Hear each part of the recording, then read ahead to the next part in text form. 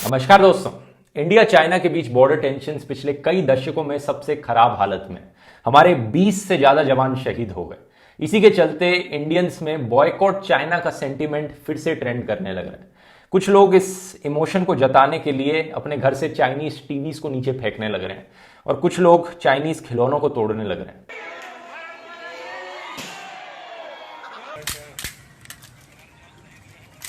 ये चाइना का माल है। मुझे लगता है दोस्तों, अगर हम इस बॉयकॉट चाइना मूवमेंट को सक्सेसफुल बनाना है तो ये टीवी तोड़ने से, खिलौने तोड़ने से नहीं होने वाला। हमें रूट कॉजेस को समझना पड़ेगा कि किस तरह से चाइनीज कम्युनिस्ट पार्टी दुनिया पर अपना राज जमाना चाहती है। इकोनॉमिकली, पॉलिटिकली, ज्योग्राफिकली किन डर्टी टैक्टिक्स का इस्तेमाल करते हैं ये करने के लिए। और यहां पर इस गलत फहमी में मत रहना कि ये सिर्फ इंडिया के साथ आज प्रॉब्लम हो रही है। जो बॉर्डर इंट्रूजन आज चाइना इंडिया के साथ करने लग रहा है, यही चीज चाइना ताइवान के साथ भी करने लग रहा है सेम टाइम पर। और इकोनॉमिकली तो कितने ही कंट्रीज के साथ ये क्या क्या तरीके अपनाता है, इन सब की बात करेंगे इस वीडियो में दोस्तों, ताकि हम स्ट्रैटेजीज बना पाए साथ में मिलकर बाकी कंट्रीज के साथ चाइना के अगेंस्ट जाने के लिए। क्योंकि आज के दिन दोस्तों चाइना ना सिर्फ इंडिया के लिए खतरा है, बल्कि दुनिया भर की सारी डेमोक्रेटिक कंट्रीज के लिए खतरा बनता जा रहा है। और यहां पे चाइना की जब मैं बात करता हूं तो सिर्फ कम्युनिस्ट पार्टी ऑफ चाइना की बात कर रहा हूं। एक पार्टी जिसने चाइना के ऊपर अपनी डिक्टेटरशिप जमा रखी है। चाइनीज लोगों का यहां पर कोई कसूर नहीं है। आइए देखते हैं। पहले इकोनॉमिक टैक्टिक्स की बात करते हैं, लेकिन शुरुआत करना चाहूंगा मैं कुछ बेसिक्स से, ट्रेड के बारे में। कोई भी कंट्री दोस्तों किसी और कंट्री के साथ ट्रेड क्यों करना चाहेगी? 3 मेन रीजंस हो सकते हैं। पहला रीजन है कि आपकी कंट्री में कोई ऐसा प्रोडक्ट अवेलेबल नहीं है जो किसी और कंट्री में मिल रहा हो। फॉर एग्जांपल यूके में, ब्रिटेन में बनानाज अवेलेबल नहीं थे ईयर 1633 से पहले, क्योंकि उनके क्लाइमेट में बनानाज उग नहीं सकते। तो वो केले इंपोर्ट करेगी दूसरी कंट्री से, इसलिए ट्रेड करना चाहेगी। दूसरा रीजन हो सकता है कि कोई भी प्रोडक्ट या सर्विस किसी और कंट्री में आपको ज्यादा सस्ते में मिल रहा है एज कंपेयर टू आपकी खुद की कंट्री में। इसका एक अच्छा से एग्जाम्पल हो सकता है कि इंडिया में जो कॉल सेंटर्स हैं यूएस कंपनीज ने खोले हुए हैं, क्योंकि यूएस कंपनीज को इंडिया में कॉल सेंटर्स खोलना ज्यादा सस्ता पड़ता है एज कंपेयर टू यूएस। और तीसरा रीजन हो सकता है कि कोई भी प्रोडक्ट सर्विस आपको बेटर क्वालिटी का मिलता हो दूसरी कंट्री में, इसलिए आप ट्रेड करना चाहेंगे, अपनी कंट्री में लाना चाहेंगे। तो ट्रेड करने के एडवांटेजेस बड़े क्लियर हैं। कंज्यूमर्स को ज्यादा चॉइस मिलेगी, कंज्यूमर्स को सस्ते प्रोडक्ट मिलेंगे, हर कंट्री किसी अपनी चीज में स्पेशलाइज कर पाएगी जिससे कि वो अपने बेटर प्रोडक्ट्स बना पाए और इंटरनेशनली हर कंट्री को उससे बेनिफिट पहुंच पाए। तो इकोनॉमिकली हर कंट्री के लिए एक अच्छी चीज है। इनफैक्ट ये ट्रेड करना इतनी अच्छी चीज होती है कि एक रिसर्च ने बताया था every 1% increase in the trade to GDP ratio हमें देता है 0.47% increase in the GDP per capita of that country. मतलब ट्रेड अगर इंक्रीज करोगे तो जीडीपी बढ़ेगा कंट्री का। बड़ा क्लियर कट रिलेशन है यहां पर। लेकिन दोस्तों ये एक बहुत ही सिंपलिस्टिक एक्सप्लेनेशन है। असली दुनिया में बहुत सी कॉम्प्लेक्सिटीज मौजूद है। जैसे कि उन अंडर डेवलप्ड और डेवलपिंग कंट्रीज का क्या होगा जो किसी भी चीज में खुद से स्पेशलाइज नहीं कर पाती। अगर ना किसी कंट्री के पास कोई नेचुरल रिसोर्स है अच्छा, ना कोई किसी चीज में स्पेशलाइजेशन है, तो कोई भी ऐसा प्रोडक्ट या सर्विस किसी और कंट्री को एक्सपोर्ट ही नहीं कर पाएंगी, उन्हें सिर्फ इंपोर्ट करना पड़ेगा। और ऐसे में ट्रेड एक बहुत बड़ा नुकसान बन जाएगा उस कंट्री के लिए। ऐसे में क्या करेगी एक कंट्री?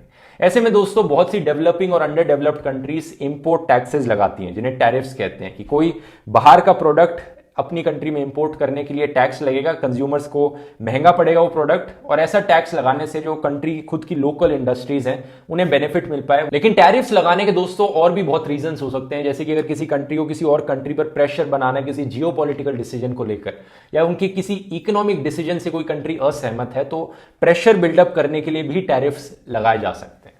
अब देखते हैं दोस्तों कि किस तरह से चाइनीज कम्युनिस्ट पार्टी ट्रेड का और टैरिफ्स का मिसयूज करती है बाकी कंट्रीज के खिलाफ। चाइना ने 2001 में वर्ल्ड ट्रेड ऑर्गेनाइजेशन को ज्वाइन किया। डब्ल्यूटीओ को ज्वाइन करते वक्त चाइना पर कुछ कंडीशंस लगाई गई थी। चाइना ने प्रॉमिस किया था कि वो अपनी इकोनॉमी को और लिबरलाइज करेगा और ओपन अप करेगा, ताकि आसानी से ट्रेड करी जा सके चाइना और बाकी कंट्रीज के बीच में। लेकिन आज 20 साल बाद दोस्तों कुछ हद तक चाइना ने जरूर अपने आप को ओपन अप किया है, लेकिन मोटे मोटे तौर पर कहें तो बुरी तरह से मिसयूज किया चाइना ने डब्ल्यूटीओ का अपने फायदे के लिए। आज हालत क्या है आज के दिन? मेड इन चाइना सामान आपको ऑलमोस्ट हर कंट्री में मिल जाएगा दुनिया की। इतना ज्यादा चाइना मेड इन चाइना सामान को एक्सपोर्ट करता है बाहर। लेकिन जब इंपोर्ट करने की बात आती है तो दुनिया की सबसे बड़े social media networks YouTube, Facebook, Google, Amazon, इनका नामो निशान तक नहीं मिलेगा आपको चाइना के अंदर। चाइना ने इनको अपने अंदर आने ही नहीं दिया। ये वन साइडेड ट्रेड है एक तरह से। बाहर भेजना है तो बड़े आसानी से मेड इन चाइना सामान सबको एक्सपोर्ट करो, लेकिन बाकियों को अपनी कंट्री के अंदर मत आने दो। उल्टा चाइना ने किया क्या, इन कंपनीज को कॉपी किया, इनकी टेक्नोलॉजी चुराई और कॉपी कैट क्लोन्स बनाए अपनी कंट्री के अंदर। आज के दिन दोस्तों चाइना का यूट्यूब है यूकू, चाइना का अमेजॉन है अलीबाबा, चाइना का गूगल है बाइडू, चाइना का फेसबुक है वाइबो। ये सारी कॉपी कैट कंपनीज जो पूरा कॉन्सेप्ट आइडिया सब चुरा कर अपना क्लोन यहां पर खड़ा कर दिया ताकि उन कंपनीज को फायदा ना पहुंच सके, बाकी कंट्रीज को फायदा ना पहुंच सके ट्रेड का। इंटेलेक्चुअल प्रॉपर्टी थेफ्ट यानी आईपी थेफ्ट चाइना ने ऑलमोस्ट हर सेक्टर में किया। किसी कंट्री में कोई नई टेक्नोलॉजी आ जाए, चाइना में यहां क्लोन खड़े हो जाएंगे। और नॉर्मली ऐसा किसी डेमोक्रेटिक कंट्री में होता तो ये पॉसिबल नहीं हो सकता, क्योंकि मान लो कोई यूके की कंपनी किसी यूएस की कंपनी का कोई प्रोडक्ट क्लोन करना चाह रही है तो वो यूएस की कंपनी यूके के कोर्ट्स में जाकर कोर्ट में केस फाइल कर सकती है। लेकिन चाइना में कोर्ट केस का सवाल ही नहीं खड़ा होता। वहां की जो डिक्टेटरशिप सरकार है वो ऐसी क्लोन कंपनीज को प्रमोट करती है, उनको बचा कर रखती है ताकि ये सब ना हो पाए। इनफैक्ट दोस्तों इन्होंने अपने रूल्स ही ऐसे बदल रखे हैं चाइना में कि इन कंपनीज को फायदा पहुंचे। फॉर एग्जाम्पल एक ऐसा रूल है, अगर किसी फॉरेन कंपनी को चाइना के अंदर आकर बिजनेस बनाना है तो उनको आईपी ट्रांसफर करना पड़ेगा अपना चाइनीज पार्टनर को। इसी के रिगार्डिंग दोस्तों यूरोपियन यूनियन कमीशन ने 2018 में वर्ल्ड ट्रेड ऑर्गेनाइजेशन को कंप्लेन भी फाइल करी थी कि चाइना देखो किस तरह से मिसयूज करता है इन चीजों का। चाइना फोर्स करता है बाकी किसी भी फॉरेन कंपनी को कि अपनी टेक्नोलॉजी वो चाइना को दे दें, फ्री में देनी पड़ेगी अगर चाइना में बिजनेस करना है तो। एस्टिमेट किया जाता है कि यूएसए को $300 बिलियन से लेकर $600 बिलियन के बीच में हर साल नुकसान सहना पड़ता है चाइना के इस चोरी की वजह से। दूसरा हथियार चाइना का इकोनॉमिक्स में है जिसे कहते हैं डंपिंग।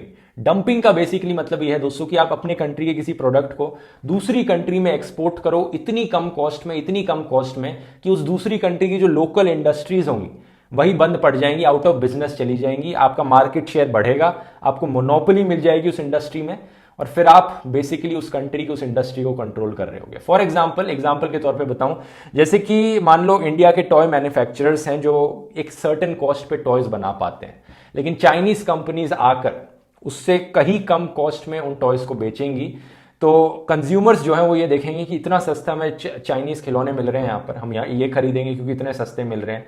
और अगर यही चीज 2-3 साल तक होती रही, कोई इंडियन टॉयज नहीं खरीदना चाहेगा तो Indian toy makers out of business चले जाएंगे और चाइनीज को इंडियन टॉय इंडस्ट्री में मोनोपोली मिल गई।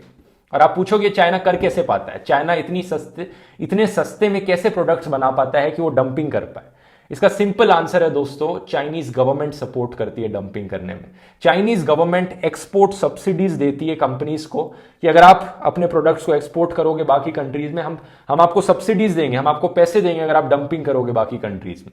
USB sticks, calculators, vitamin C और E, nylon cord, measuring tape, CFL lamp, caustic soda, kitchenware, tableware, solar cells, ये कुछ आइटम्स हैं दोस्तों जो कि आज के दिन माना जाता है चाइना इंडिया में डंप करने लग रहा है। इंडियन गवर्नमेंट इनका रिव्यू लेने लग रही है। ये एक दिन पहले की खबर है कि एक बड़ी इंपॉर्टेंट मेडिसिन चाइना इंडिया में डंप करने लग रहा है और इंडियन गवर्नमेंट कंसिडर कर रही है इस पर टैक्स बढ़ाया जाए, ड्यूटी बढ़ाई जाए ताकि ये डंपिंग रोकी जा सके। और इंडिया इकलौती कंट्री नहीं है दोस्तों, ऑस्ट्रेलिया में करंटली इन्वेस्टिगेशन चलने लग रही है कि कैसे चाइना स्टील और एल्यूमिनियम को डंप करने लग रहा है ऑस्ट्रेलिया में।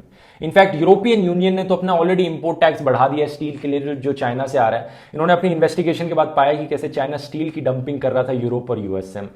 तो ये जो डंपिंग की टैक्टिक्स हैं और ये जो पहले मैंने आपको बताया था, यही रीजन है दोस्तों कि चाइना आज के दिन इतने ज्यादा एक्सपोर्ट्स कर पाता है as compare to imports. Trade surplus में रहता है बाकी कंट्रीज से ज्यादातर कंपेयर करें तो, और बाकी कंट्रीज की जो लोकल इंडस्ट्रीज हैं उन्हें आउट ऑफ बिजनेस ले जाके खत्म कर देता है और बाकी कंट्रीज को अपने ऊपर डिपेंडेंट बनाता है। ये इनके तरीके हैं। तो लेसन यहां पर यह है कि इंडियन गवर्नमेंट अपनी आंखें खोलकर रखे और ध्यान रखे कि किन किन चीजों की डंपिंग चाइना करंटली करने लग रहा है, उन पर टैक्स बढ़ाया जाए। यहां पर चौकन्ना रहना पड़ेगा इन चीजों को लेकर। एक तीसरी टैक्टिक है करेंसी मैनिपुलेशन। चाइना को अक्यूज किया जाता है कि वो अपनी करेंसी को जानबूझकर अंडर वैल्यू करके रखता है यूएस डॉलर के कंपैरिजन में, ताकि वो अपना कॉस्ट एडवांटेज मेंटेन कर सके। 30-40% का कॉस्ट बेनिफिट रहे अगर कोई भी मेड इन चाइना प्रोडक्ट खरीदना चाहे तो। इतनी कम करेंसी की वैल्यू जितनी वो रखता है उतनी होनी नहीं चाहिए अगर फ्री मार्केट्स में देखा जाए तो ये भी एक और एक्विजिशन है जो चाइना पर किया जाता है। तो इन सारे रीजंस की वजह से दोस्तों जो चाइना अनफेयर ट्रेड प्रैक्टिसेस अपनाता है, डंपिंग करता है, चोरी करता है और ये करेंसी मैनिपुलेशन करता है। इन्हीं सब रीजंस की वजह से दोस्तों डोनाल्ड ट्रंप ने ट्रेड वॉर डिक्लेयर करी थी चाइना के खिलाफ। इंपोर्ट टैरिफ्स बढ़ा दिए डोनाल्ड ट्रंप ने ताकि चाइना ये सब फायदे ना उठा पाए, और ट्रेड वॉर की वजह से दोस्तों दोनों कंट्रीज को नुकसान होता है। मैं बाकी आगे के किसी और वीडियो में बात करूंगा ट्रेड वॉर के एक्चुअली में इफेक्ट्स क्या हुए थे, क्योंकि वही इफेक्ट्स हमें दिखाएंगे कि हम चाइना को अगर ट्रेड के तरीके से बॉयकॉट करेंगे, टैरिफ्स बढ़ाकर बॉयकॉट करेंगे, तो क्या रिजल्ट्स निकल सकते हैं। पॉलिटिकली अगर हम बात करें तो चाइनीज कम्युनिस्ट पार्टी बाकी कंट्रीज के इंटरनल अफेयर्स में अपना इन्फ्लुएंस जमाने की कोशिश कर रही है बहुत ही गंदे तरीकों से। इसका सबसे अच्छा एग्जांपल है ऑस्ट्रेलिया। ऑस्ट्रेलिया की इंटरनल पॉलिटिक्स में चाइना मैनिपुलेट करने की कोशिश कर रही है लोगों को। अक्यूज किया गया था कि चाइना ने बहुत से हजारों वीचैट अकाउंट्स बनाए ऑस्ट्रेलियन प्राइम मिनिस्टर को डिफेम करने के लिए, मजाक उड़ाने के लिए, और साथ ही साथ दोस्तों इतना ही नहीं, ऑस्ट्रेलियन यूनिवर्सिटीज के अंदर एक्यूज किया जाता है कि चाइनीज अपने स्पाई नेटवर्क्स बिल्डअप कर रहे हैं ताकि चाइनीज स्टूडेंट्स पर स्पाई किया जा सके। पिछले साल की एक खबर है दोस्तों, ऑस्ट्रेलिया में यूनिवर्सिटी ऑफ क्वींसलैंड में एक चाइनीज स्टूडेंट पढ़ रहा था। उसने एक प्रोटेस्ट में पार्टिसिपेट किया जो चाइनीज गवर्नमेंट के अगेंस्ट हो रहे थे ऑस्ट्रेलिया के अंदर, और चाइनीज सरकार उसकी फैमिली के घर पर पहुंच गई चाइना के अंदर और फैमिली को धमकाया कि अपने बेटे को यहां पर देख लो किस तरह से किन प्रोटेस्ट में पार्टिसिपेट कर रहा है, नहीं तो क्या कॉन्सिक्वेंसेज हो सकते हैं समझ लो।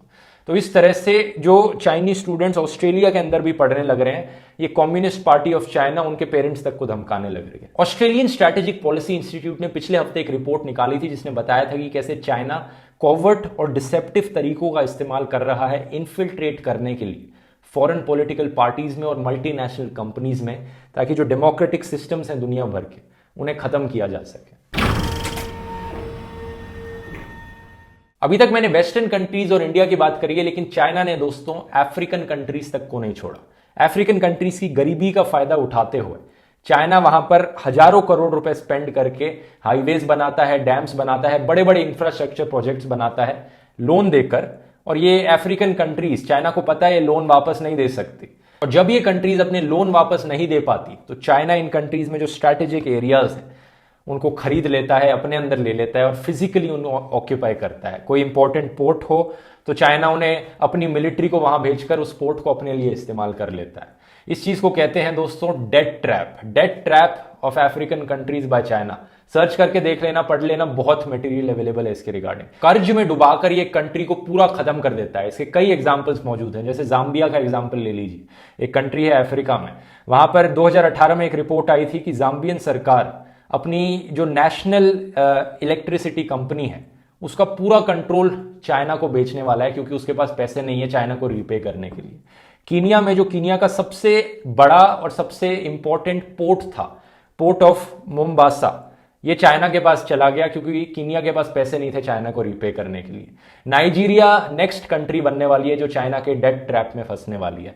यही चीज कई एशियन कंट्रीज के साथ भी होने लग रही है। मालदीव्स में एक आइलैंड है जो कंप्लीटली पूरा चाइना को बिक चुका है। श्रीलंका में एक बहुत ही इंपॉर्टेंट स्ट्रैटेजिक पोर्ट है जिसका नाम है हाम्बन टोटा।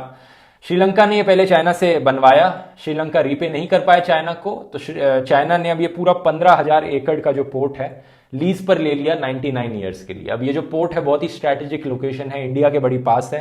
चाइना इस जगह को किसी भी चीज के लिए इस्तेमाल कर सकता है, अपनी मिलिट्री वॉरशिप्स के लिए, नेवी के लिए, आर्मी के लिए, सब चीजों के लिए इस्तेमाल किया जा सकता है। और पूरी दुनिया में अगर आप देखेंगे इस मैप में आप देख सकते हैं चाइना ने कहां कहां पर पोर्ट्स को फाइनेंस किया, दुनिया में पोर्ट्स के लिए फाइनेंसिंग दी। चाइना का जो बेल्ट एंड रोड इनिशिएटिव है उस पर भी इसी रीजन से सवाल खड़े किए जाते हैं कि ये जो चाइना रोड बनाना चाह रहा है इतनी कंट्रीज के बीच में से, ये बेसिकली डेट ट्रैप में फंसाएगा इन सारी कंट्रीज को और इनका एरिया ऑक्यूपाई करेगा अपने फायदे के लिए, मिलिट्री यूज के लिए।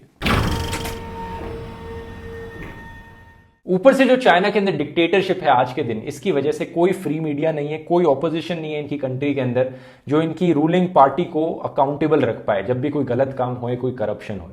यही रीजन है दोस्तों कि कोविड-19 जैसे डिजीजेस जब इनकी कंट्री के अंदर से फैले थे बाहर, किसी को पता भी नहीं कि इन्होंने क्या किया था, इन्होंने कोई इंफॉर्मेशन डिस्क्लोज करी थी, नहीं करी थी, कोई फ्री मीडिया ही नहीं है हमें बताने के लिए। तो ये है कुछ मेजर तरीके दोस्तों जिससे चाइनीज कम्युनिस्ट पार्टी अपना इन्फ्लुएंस जमाने लग रही है बाकी दुनिया पर।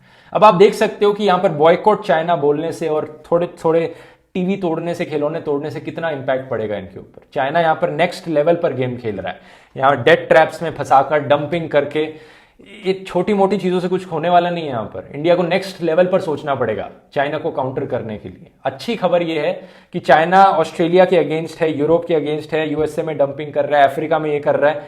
तो अगर ये सारी कंट्रीज बाकी की साथ में आकर जुड़ जाएं, यूनाइट हो जाए चाइना के अगेंस्ट, तो उम्मीद बनती है यहाँ पर। और इसकी एनालिसिस मैं करूंगा नेक्स्ट वीडियो में कि किस तरह से हमें बॉयकॉट करना चाहिए चाइनीज सामान को, जिससे एक्चुअली में इंपैक्ट पड़ पाए।